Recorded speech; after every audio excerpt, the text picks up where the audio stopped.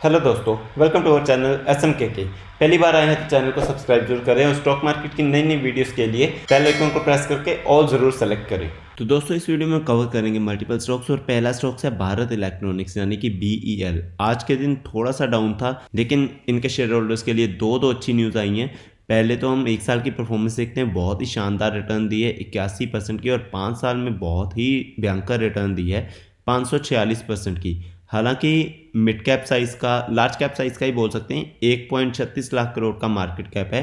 बस थोड़ा सा ये कि सरकारी कंपनी है, गवर्नमेंट कंपनी है, इसलिए थोड़ा सा डर बना रहता है। जैसा कि मैंने आपको पहले ही बोला है कि गवर्नमेंट कंपनीज को, गवर्नमेंट स्टॉक्स को डर यही होता है कि कई बार गवर्नमेंट के डिसीजन ही उनके अगेंस्ट चले जाते हैं, जैसा IRCTC में हुआ था।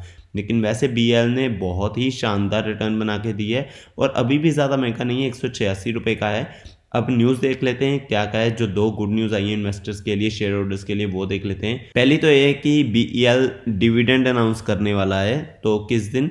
BEL ने बोला है कि उनकी मीटिंग होगी in the last week of January, जिसके लिए वो डिविडेंड अनाउंस करेंगे। तो ये तो बहुत ही अच्छी बात है शेयर होल्डर्स के लिए कि उनको BEL से डिविडेंड भी मिलने वाला है। दूसरी न्यूज़ क्या है?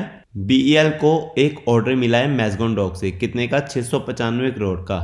695 करोड़ का ऑर्डर मिला है मैज़गॉन डॉक से for supply of spares related to the missile system.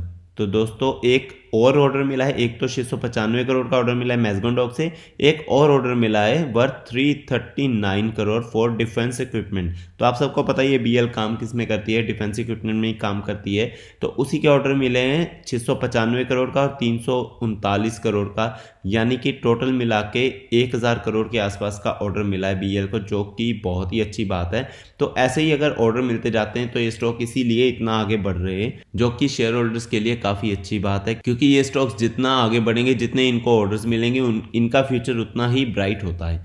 Next हम बात करते हैं बहुत ही शानदार स्टॉक की, टाटा मोटर्स। टाटा मोटर्स ने एक साल में कितना दिया है ये आप देखिए, 97%। अगर हम 2020 में देखें तो कहाँ पे था ये स्टॉक? 2020 में ये 70 रुपये पे गया था, अभी 807 पे चल रहा है। दोस्तों, इतनी भयंकर रिटर्न दी है टाटा मोटर्स ने कि किसी ने एक्सपेक्ट भी नहीं किया था टाटा मोटर्स इतनी आगे निकल जाएगा। और अभी तो टाटा मोटर्स डिविडेंड भी दे रहा है, काफ़ी साल बाद डिविडेंड देना स्टार्ट किया है। तो टाटा मोटर्स के लिए एक अच्छी न्यूज़ क्या आई है कि टाटा पंच EV लॉन्च हो रही है। टाटा पंच जो पेट्रोल की थी वो सबसे ज़्यादा बिकने वाली गाड़ी थी टाटा मोटर्स के लिए, और उसी का electronic version, EV version launch किया है टाटा पंच ने। 10.99 लाख यानी कि कुल मिला के 11 लाख के आसपास की रेंज के स्टार्ट हो रहा है। तो दोस्तों, ये एक अच्छी न्यूज़ है टाटा मोटर्स के लिए, क्योंकि जो सबसे ज़्यादा बिकने वाली गाड़ी है उसी का एक और वर्जन लॉन्च किया गया है। और आपको पता ही है कि EV सेक्टर में सबसे ज़्यादा होल्ड, आई थिंक 75% के अराउंड होल्ड टाटा मोटर्स का ही है। उन्हीं की ज़्यादा गाड़ियाँ EV इलेक्ट्रॉनिक गाड़ियाँ बिक रही हैं। तो एक और अच्छी बात है कि एक सेगमेंट में उनकी और ज़्यादा गाड़ियाँ आ रही है, उतनी ज़्यादा सेल होगी। और टाटा मोटर्स अपनी EV गाड़ी की वजह से ही, इलेक्ट्रॉनिक गाड़ियों की वजह से ही इतना ऊपर आया है, क्योंकि उन्होंने ही सेल बढ़ाई है। तो दोस्तों, ये टाटा मोटर्स के लिए बहुत ही एक अच्छी बात है, बहुत ही पॉजिटिव न्यूज़ है। नेक्स्ट हम बात करते हैं ICICI लोम्बार्ड। तो दोस्तों, इंश्योरेंस कंपनी आप सबको पता है, जैसे कि नाम से ही पता चलता है, आज के दिन 5.60% ऊपर थी।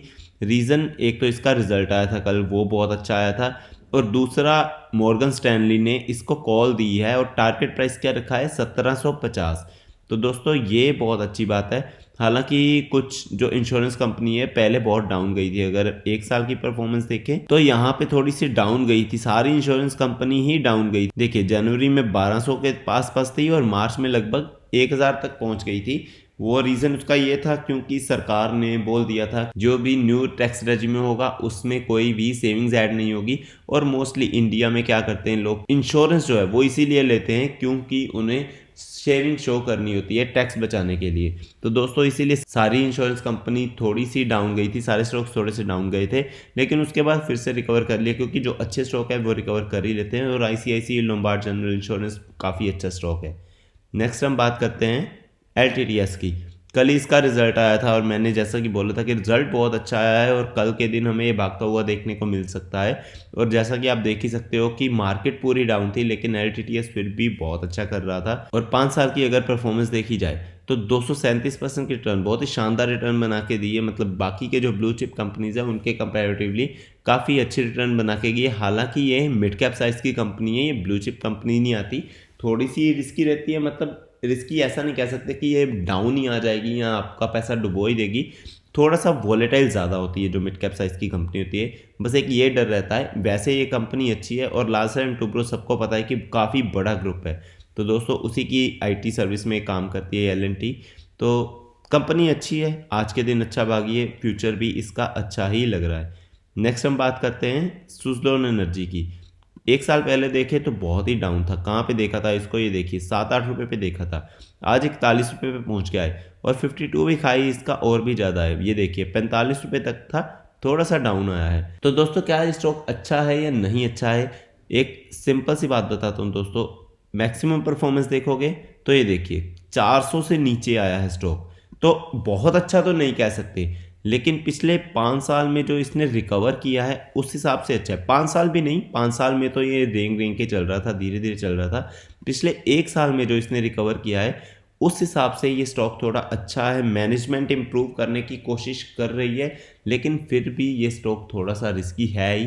इससे ज़्यादा उम्मीद नहीं लगानी चाहिए, अगर आप चाहो भी लगाना इसमें तो ज़्यादा पैसा नहीं लगाना चाहिए। नेक्स्ट स्टॉक, लास्ट स्टॉक की तरफ चल लेते हैं, वो कौन सा है, SPC एक्सपोर्ट। इसको हम इसलिए कवर कर रहे थे क्योंकि कंपनी ने बहुत अच्छी गुड न्यूज़ दी है और इसके शेयर होल्डर्स के लिए वो न्यूज़ है। ये न्यूज़ सुन के ऐसा नहीं है कि आपको चले जाना है इसमें, क्योंकि कंपनी बहुत छोटी है, 782 करोड़ का मार्केट कैप है। SPC एक्सपोर्ट ने पिछले 1 साल में अच्छा परफॉर्म किया है, 129% की रिटर्न दी है।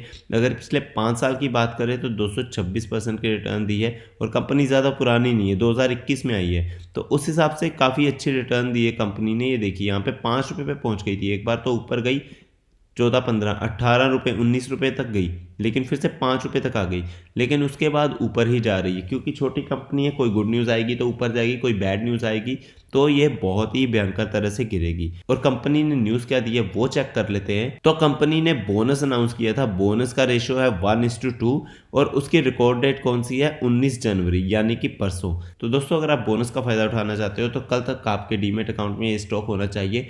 ये कोई रिकमेंडेशन नहीं है, क्योंकि मैं हमेशा कहता हूँ कि बोनस के चलते किसी भी स्टॉक में नहीं जाना चाहिए। आपको कंपनी समझ में आनी चाहिए, आपको बिजनेस समझ में आना चाहिए। अगर आपको बिजनेस अच्छा लगता है तो ही जाना चाहिए।